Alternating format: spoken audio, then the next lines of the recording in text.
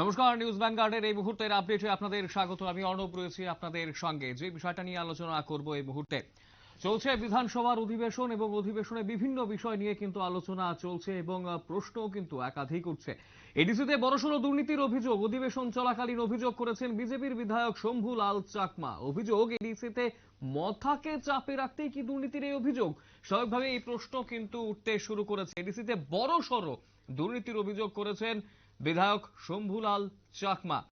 News রুমে এই মুহূর্তে আমাদের সঙ্গে জুড়ে গেছেন নিউজ ভ্যানগার্ড প্রতিনিধি সুপ্রীতি মুখার্জি। বিষয়টাকে কেন্দ্র করে এই মুহূর্তে আরো যেটা বিস্তারিত জানা যাচ্ছে, বিভিন্ন বিষয় নিয়ে কিন্তু প্রশ্ন উঠছে এবং বিভিন্ন বিষয় নিয়ে আলোচনা করা হচ্ছে বিধানসভাতে। বিধানসভাকে কেন্দ্র করে একাধিক প্রশ্ন যেভাবে উঠছে একই রকম ভাবে সেগুলো উত্তরও কিন্তু দেওয়া হবে। বিজেপি বিধায়ক শম্ভুলাল চাকমা বিভিন্ন ইস্যু নিয়ে কথা বলেছেন এবং তার পাশাপাশি এডিসিতে বড়সড় দুর্নীতির অভিযোগ উঠেছে। এই মুহূর্তে অধিবেশন চলাকালীন অভিযোগ উঠেছে বিজেপির বিধায়ক শম্ভুলাল চাকমা। নিউজ রুম থেকে জুড়ে গেছেন আমাদের সঙ্গে সুপ্রীতি মুখার্জি, বিস্তারিত জানবো তার কাছ থেকে। সুপ্রীতি, প্রথমেই যেটা জানার চেষ্টা করব যে এডিসিতে এই যে দুর্নীতির অভিযোগ উঠেছে, প্রাথমিকভাবে যেটা ধারণা করা হচ্ছে যে মথাকে চাপে রাখতেই এই দুর্নীতির অভিযোগ, কি বলবে?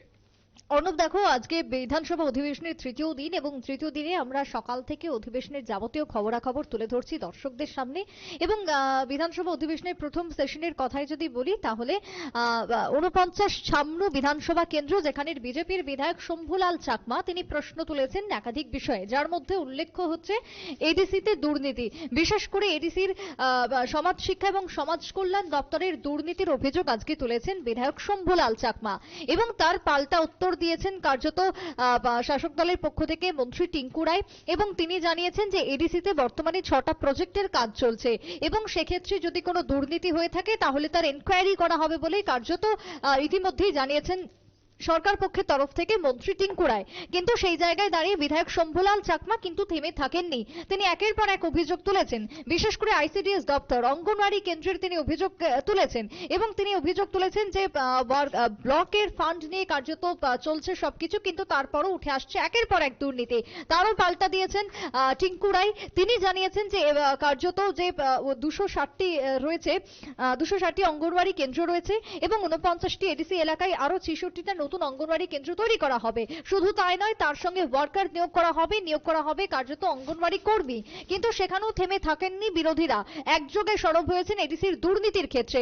এক্ষেত্রে তোমাকে বলতে হয়, তুমি যেমনটা বলছিলে যে মথাকে কার্যত চাপে রাখা, এই যে মন্ত্রী টিঙ্কু রায় তিনি জানিয়েছেন যে তদন্ত চলছে এবং সেই তদন্ত রিপোর্ট জমা করা হবে, কিন্তু সেই তদন্ত রিপোর্ট আদতে কবে গিয়ে জমা দেওয়া হবে তা কিন্তু রীতিমতো সন্দিহান রয়েছে।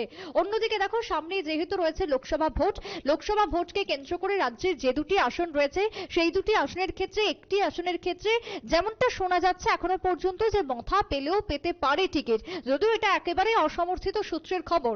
সেই জায়গায় দাঁড়িয়ে তোমাকে বলতে হয় যে রিপোর্ট কবে জমা পড়বে তা যেমন রীতিমতো সন্দিহান রয়েছে।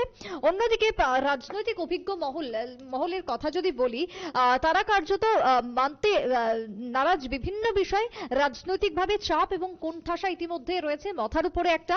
এবং এই যে প্রেসার পলিটিক্স, সেই প্রেসার পলিটিক্সকে কেন্দ্র করে আসন সমঝোতা ইতিমধ্যেই মথার সঙ্গে রয়েছে কিনা বা সেই জায়গাতে একটা প্রশ্ন উঠে আসছে। কিন্তু যদি দিল্লির কর্তাদের কথা যদি বলি, যদি শীর্ষ নেতৃত্বের কথা যদি বলি, তাহলে কিন্তু কেন্দ্রের পক্ষ থেকে কোনো আমল নেই এক্ষেত্রে আসন সমঝোতার ক্ষেত্রে। তবে অন্যদিকে বিরোধীরা কিন্তু ইতিমধ্যেই সরব হয়েছে। বিধায়ক শম্ভুলাল চাকমা তিনি জানিয়েছেন যে তিনি একজন জনপ্রতিনিধি, তাই এলাকার মানুষের স্বার্থে তিনি বিভিন্ন অভিযোগ তুলেছেন এবং এক্ষেত্রে কার্যত বিভিন্ন অভিযোগ তিনি যেরকম তুলেছেন তার সমাধানের দাবিও তুলেছেন। অন্যদিকে পাল্টা কার্যত দিয়েছেন সরকার পক্ষ। তবে এই জায়গায় দাঁড়িয়ে একটা চাপ তো রীতিমতো সৃষ্টি করা হচ্ছে এডিসির ক্ষেত্রে, বিশেষ করে মথার ক্ষেত্রে, তা কিন্তু বলার অপেক্ষা রাখে না। অর্ণব, একদম এই বিষয়টাকে কেন্দ্র করে এই যে প্রশ্ন একটা উঠে এলো, এক প্রকার স্বাভাবিকভাবেই মাথার উপর চাপ সৃষ্টি করা তো রয়েছে এবং যে বিষয়টা অবশ্যই আরো একটা বিষয় যে রাজ্য সরকার কি তাহলে এডিসির দিকে এখন আবারও একটা বাড়তি নজর দিতে পারে, এই বিষয়টাও কি উঠেছে?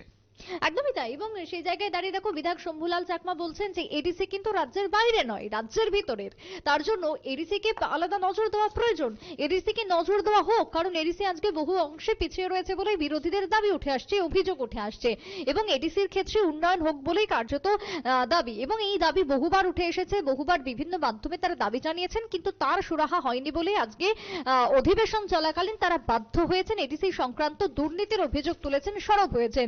এবং সেই জায়গায় দাঁড়িয়ে রাজ্য সরকারের পাল্টা জবাব। তবে সাময়িকভাবে বিরোধীদের একেবারে চুপ করানোর কৌশল বলতে পারি যে এডিসিতে বিভিন্ন প্রজেক্টের কাজ চলছে, উন্নয়নমুখী কাজ চলছে, এবং সবসময় যেমনটা দেখে থাকি যে আগামী দিনে সেই কাজ হবে, প্রতিফলিত হবে সেই কাজ। যেমনটা আজকেও একইভাবে এডিসির বিরুদ্ধে যখন প্রশ্ন উঠেছে, এডিসির দুর্নীতি নিয়ে যখন প্রশ্ন উঠেছে, তখন কিন্তু শাসক দলের পক্ষ থেকে জানানো হচ্ছে যে এডিসির কাজ চলছে। বিশেষ করে তোমাকে আমি কিছুক্ষণ আগে পরিসংখ্যান দিলাম যে আইসিডিএস এর ক্ষেত্রে, অঙ্গনওয়াড়ি সেন্টারের ক্ষেত্রে বা কর্মী নিয়োগের ক্ষেত্রে ইতিমধ্যে পরিসংখ্যান তোলা হয়েছে। তারই সঙ্গে আরো বেশ কিছু উন্নয়ন বাকি রয়েছে, সেগুলো হবে বলেই আপাতত সাময়িক স্বস্তি দিয়েছেন সরকার পক্ষ বিরোধীদের। অর্ণব।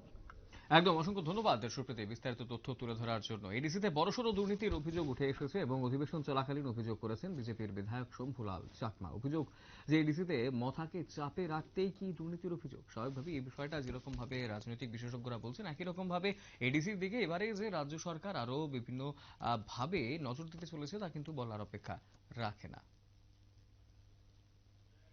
সময় ছোট বিজ্ঞাপন বিরতি, রয়েছে অন্যান্য সংবাদ, সঙ্গে থাকবেন।